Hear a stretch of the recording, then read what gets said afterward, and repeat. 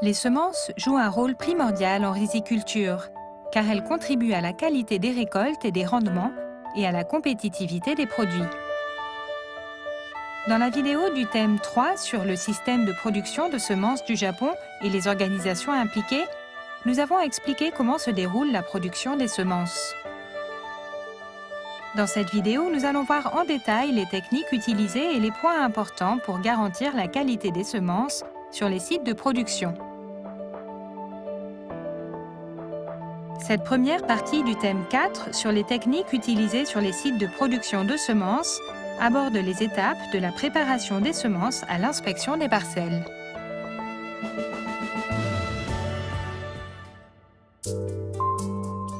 Tout commence avec la sélection des variétés à recommander, à partir desquelles l'Institut de recherche agronomique de la préfecture d'Ibaraki produit les semences de pré-base, utilisées par le Centre des semences de base pour produire des semences de base.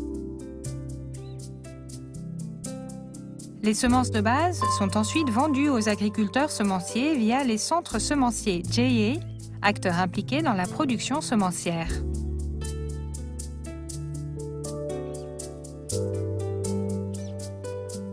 Les semences produites et collectées sont ensuite inspectées par la préfecture et les semences dont la qualité est confirmée sont achetées par les riziculteurs qui s'en servent pour cultiver du riz. Nous allons voir concrètement quelles étapes suivent le Centre des semences de base et les agriculteurs semenciers tout au long du calendrier annuel de production. La première étape est la culture des plants. Voici le Centre des semences de base qui produit les semences de base. On prépare d'abord les semences de pré-base pour les semis. Elles sont placées dans des sacs en maille et mises à tremper. Le nom de la variété est inscrit sur une étiquette attachée au sac. Pour obtenir des semences de qualité, il faut des plants sains, résistants aux maladies. Un produit désinfectant est vaporisé sur les semences de pré-base qui sont ensuite trempées dans l'eau pendant 3 jours pour éliminer les pathogènes présents à la surface. L'eau n'est ni agitée ni changée pour permettre au désinfectant de bien imprégner les graines.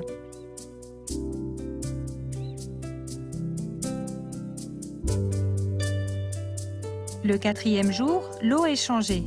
Les semences restent encore immergées pendant une dizaine de jours dans de l'eau entre 10 et 15 degrés pour obtenir une germination uniforme. L'eau est régulièrement changée pour que les graines soient bien oxygénées.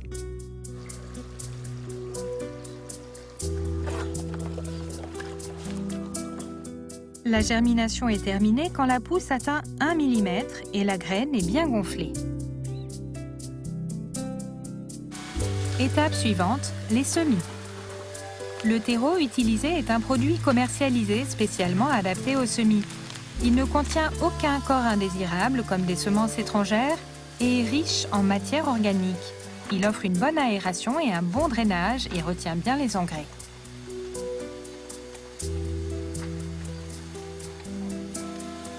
On compte 150 g maximum de semences sèches par plateau. Les graines sont réparties uniformément sur les plateaux une fois qu'elles ont gonflé et germé.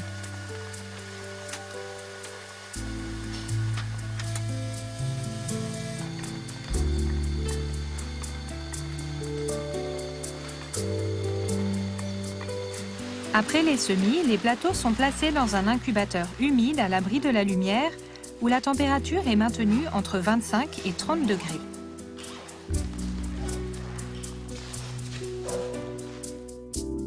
La température idéale de germination est entre 28 et 30 degrés. Au-delà de 31 degrés, les plants deviennent vulnérables aux maladies. Évitez donc les températures trop élevées. Les machines et équipements sont soigneusement nettoyés pour éviter le mélange de variétés. Aucune graine tombée par terre n'est oubliée pour assurer une propreté impeccable. Les graines germées sont placées dans une serre. Un fongicide est vaporisé pour prévenir les maladies. Les dernières informations sur l'enregistrement du fongicide sont vérifiées avant l'utilisation. En parallèle de la culture des plants, on prépare les parcelles. En premier, la préparation du sol. Une analyse chimique du sol est menée et le manque de nutriments est comblé par un apport en silicate de calcium, en phosphate et en phosphate de magnésium.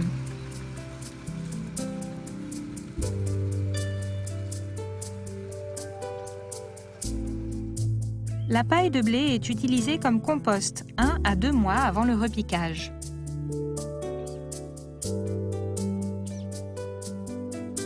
La terre est labourée à une profondeur de 15 à 20 cm. Cette opération se fait toujours au printemps et en automne. Le labour d'automne permet d'éviter la germination des semences restées dans le champ au printemps suivant. Le sol est hercé au début du printemps. Cela permet d'uniformiser et d'aplanir le champ en éliminant les creux et les bosses.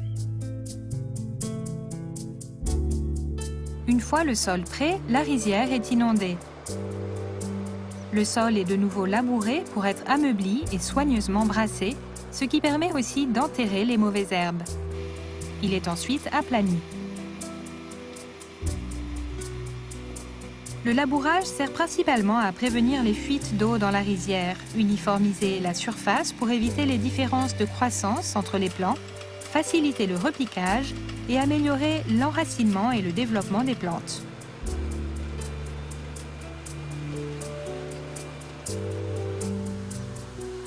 Nos plants en plateau ont bien poussé.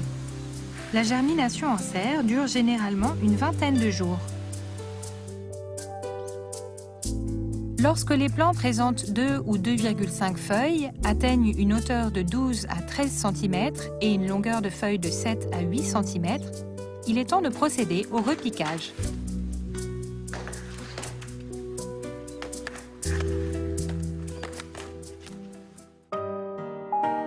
Le repiquage se fait après le labour, une fois que la surface de la rizière s'est égalisée. On plante 4 à 5 plants par emplacement en faisant attention de ne pas dépasser 3 cm de profondeur. Après le repiquage, la rizière est maintenue inondée avec un niveau d'eau de 2 à 3 cm environ pour faciliter l'enracinement. On applique aussi un herbicide pour prévenir les dégâts des mauvaises herbes.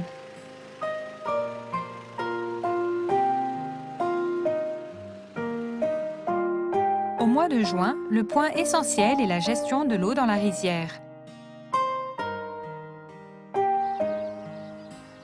Une bonne gestion permet de protéger les plants des changements brusques de leur environnement après le repiquage. En maintenant un certain niveau d'eau, on limite aussi la propagation des mauvaises herbes en conservant l'efficacité de l'herbicide.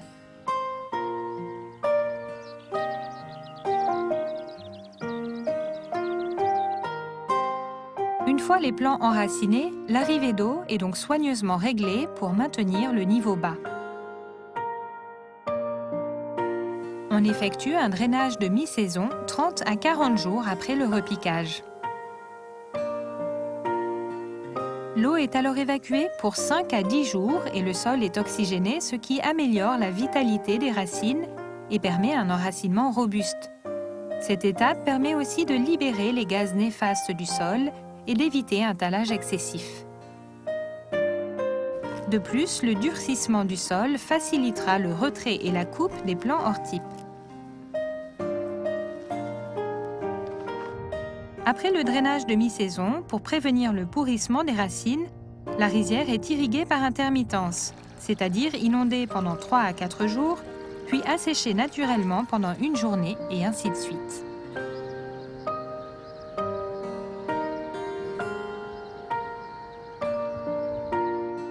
Le désherbage des digues se fait à la tondeuse ou à la débroussailleuse, sans utilisation d'herbicides.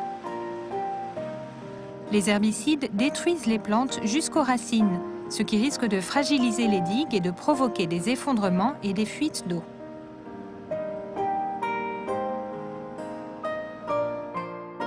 En juillet, on continue à surveiller le niveau d'eau et à désherber les digues régulièrement. Ces étapes peuvent différer légèrement en termes d'échelle et de procédure, mais elles restent dans le fond les mêmes pour la production des semences de pré-base, de base et des semences certifiées.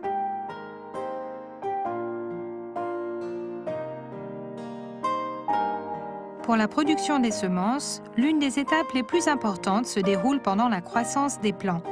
Il s'agit du retrait des plants hors type. Cette étape consiste à retirer les variétés différentes de celles cultivées, les plants ayant subi des mutations et les intrus qui ont été entraînés dans la rizière. Que sont ces plants hors type et comment les éviter?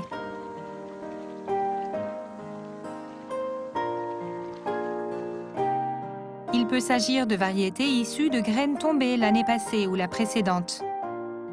Normalement, les variétés différentes de l'année précédente ne doivent pas se trouver dans le champ. On peut les évacuer grâce à l'irrigation.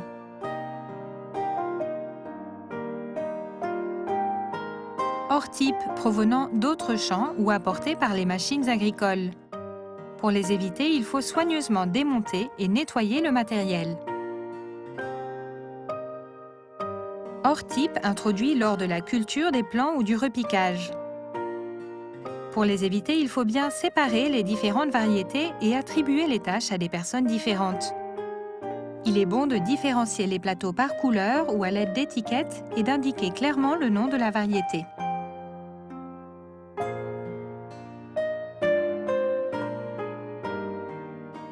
Variétés mélangées aux semences. Pour les éviter, il faut bien inspecter les produits en travaillant à plusieurs lors de la manipulation des semences. Hors type hybride de l'année précédente. Si un plant est devenu stérile à cause d'une hybridation, tous ceux de l'emplacement doivent être retirés, racines comprises. Les variétés dont l'épiaison se produit en même temps sont replantées ailleurs.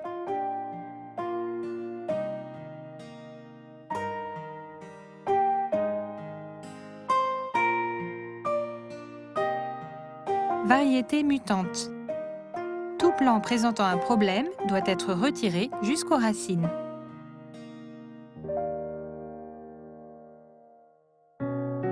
Et quand faut-il retirer les plants hors type? Voici les points importants en fonction du stade de croissance des plants. 1 mois après le repiquage, en début de croissance. Attention aux plants décalés qui poussent en dehors des emplacements du repiquage par la machine. Ces plants incluent ceux qui sont remontés à la surface après le repiquage et qui se sont fixés ailleurs. Certains sont aussi issus de graines tombées l'année précédente. Pour les repérer, il faut chercher ceux qui poussent entre les rangées du repiquage par la machine et entre les emplacements.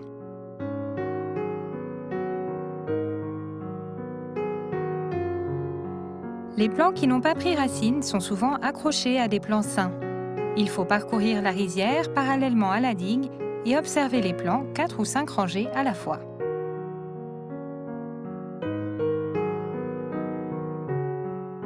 Croissance intermédiaire et initiation paniculaire. Attention aux plants issus de semences tombées, aux plantes tachetées ou striées, à la présence de moisissure Gibberella, une maladie transmise par les semences, et aux feuilles de couleur ou de formes différentes.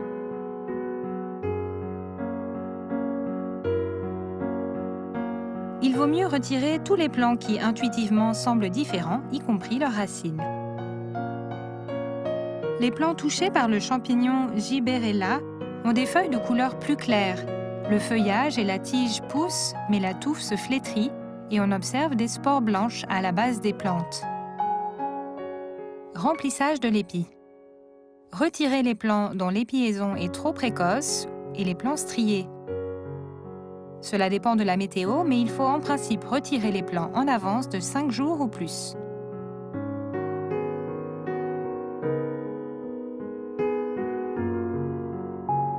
Épiaison totale. Retirez les plants qui penchent trop. Si la tige monte trop haut, les épis ont une forme anormale, des grains de taille ou de forme anormale, l'angle ou la longueur de la feuille paniculaire sont anormales.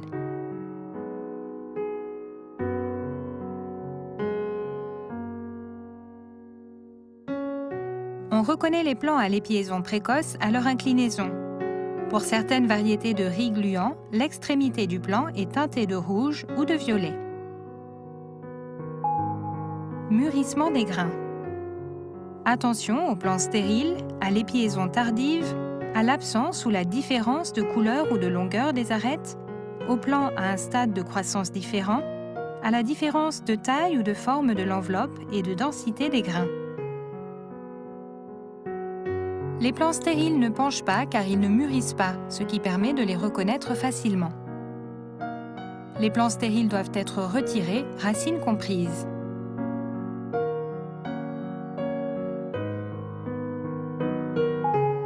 Maturation. Attention aux plants dont le stade de maturation diffère, à l'épiaison tardive et aux plants stériles.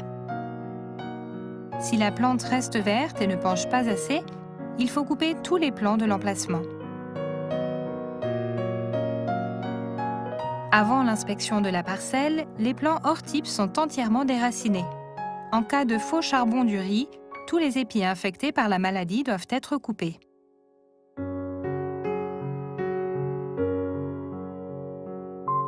Récapitulons les points importants du retrait des plants hors type.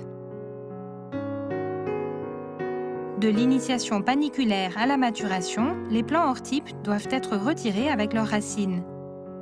Coupés à la base seulement, ils risqueraient de repousser. À partir de la maturation, même si la plante repousse, elle ne risque pas de se mélanger aux semences pendant la récolte. On peut donc couper les plants hors type à la base.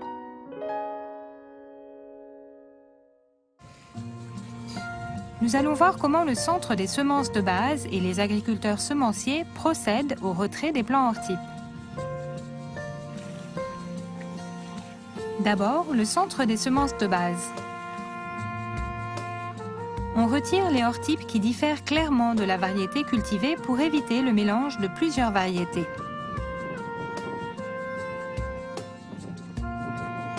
Pour obtenir une uniformité parfaite des semences, le retrait des plants hors type se fait à plusieurs reprises, en juillet et en août, pendant l'épiaison et en septembre pendant le stade pâteux. Akita Komachi という品種のイカブ抜きをやりました。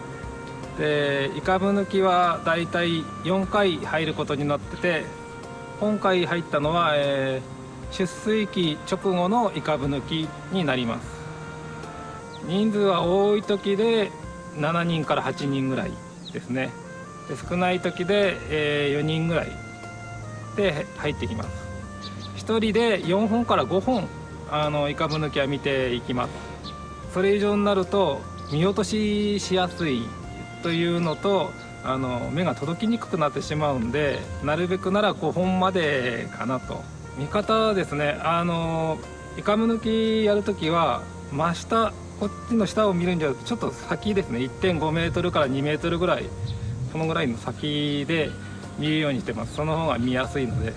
あとちょっと進んだらちょっと後ろ振り返って見るような感じでやってます。やっぱり角度によって見落としちゃうことがあるので、いろんな方向から見るような形で、あとは周りの人も見落としがあったら言ってもらって抜いていくということですね。Nous avons utilisé une caméra pour reproduire le champ de vision d'un ouvrier et observer la façon dont il identifie les hors types. Les cercles rouges sur l'écran sont les endroits où il porte son regard. On voit qu'il ne regarde pas à ses pieds, mais dans un champ d'environ 1,5 mètre devant lui. On remarque aussi que son regard ne couvre que 5 rangées. L'ouvrier s'est retourné. Il semble avoir repéré quelque chose. Les feuilles de ce pied sont plus claires que les autres.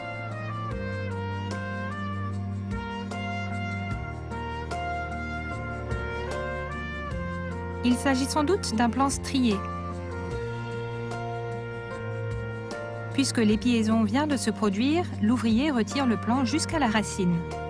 Pour bien retirer les plants hors type, il est donc essentiel de prendre le temps de bien observer.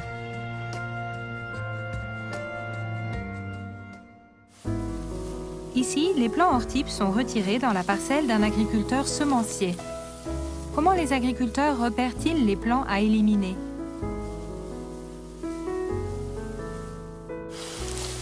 Ma 病気だね。四香いもち。これいもち。まあ別にいい品種じゃないけどね。あった。これね。この野毛の長いのはやっぱりこれは品種改良の中でこう出るもんだよやっぱりね。こういうのは抜かなしなのね。明らかに違うからね。気がついた時に取らないとそこの角度からは見えるけどこっちの角度に来た時には見えないからやっぱり気がついた時はもうすぐ抜く。だからなんかみんなで止まってこうダダダって横に入ってって取ったじゃないですか。あれはやっぱり気がついた時はもうそれ取らないとまあその辺はやっぱり一番大事ですよね。だからこうやって田んぼなんかも普段巡回していても田んぼを見ながら気がついた時はもう田んぼの中バーッと入ってって抜き取り、気がついた時やらないとやっぱり分かんなくなっちまう。これは去年の種もみが落ちたで実がついたやつ抜く。これは抜いちゃう。これが老成。老成はやっぱりね足元に絡むっていうかやっぱり見てもわからないんですよ。間に生えてるのってで小さいうちはわかるんですけど大きくなってわからなくなっちゃうんでやっぱり足に引っかかるとかそういうのは手がかりだからこうずらしてどの畝も全部足が入るようにしてイカブを見つけるっていうかね。だからこう並ぶ時は必ずこう列を確認して足もこうちょっとこう開き気味にこうねすり足でこうそういう工夫はねしてますよね。イカブを見つけるのはやっぱり天候ね。夏だと西日っていうか夕日っていうか午後は光がこう光って反射してね色が見づらいっていうか黄金色にみんな見えちゃいますからね。そうすると葉の色の養殖がおかしかったりとかね穂先の色が違ったりとかそういうのがやっぱり見づらいからできれば見やすい天気の時にやるようにしてますね。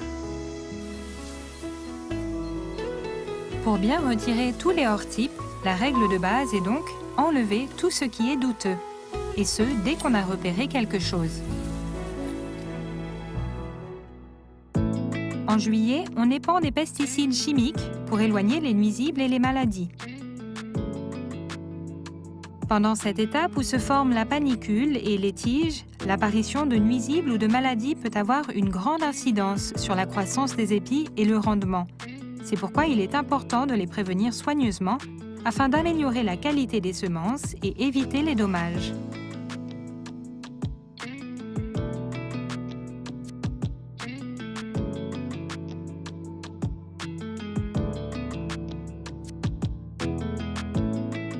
En août, on continue à surveiller le niveau d'eau.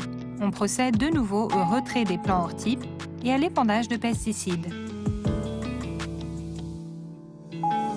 Les parcelles sont aussi inspectées à ce moment-là. Les inspections permettent de vérifier le début de l'épiaison totale et la maturité des plants sur les parcelles de production de semences. Ce sont les premières du long processus qui mène à un approvisionnement stable en semences de qualité.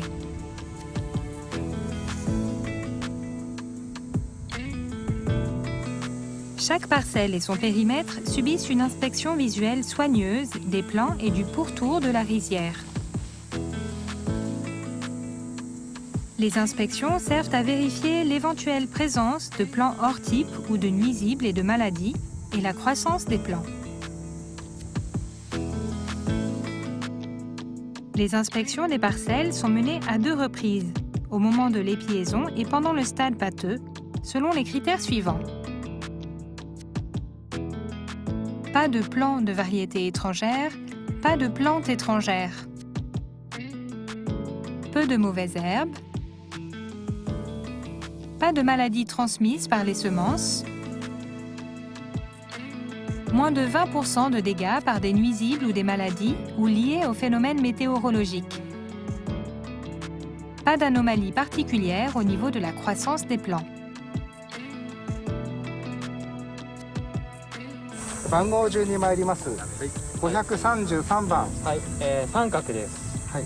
老成が5です。まあここだけちょっと老成が目立った形なので後で、はい、抜き取りの方お願いします。En septembre, on continue à surveiller le niveau d'eau et on procède de nouveau au retrait des plants hors type. À cette période, les parcelles sont de nouveau inspectées. Les vérifications se font à 2 reprises car elles portent sur des points différents en fonction du stade de croissance. Au Japon, c'est ainsi que les acteurs impliqués dans la production des semences se mobilisent et utilisent diverses techniques pour obtenir des semences de qualité.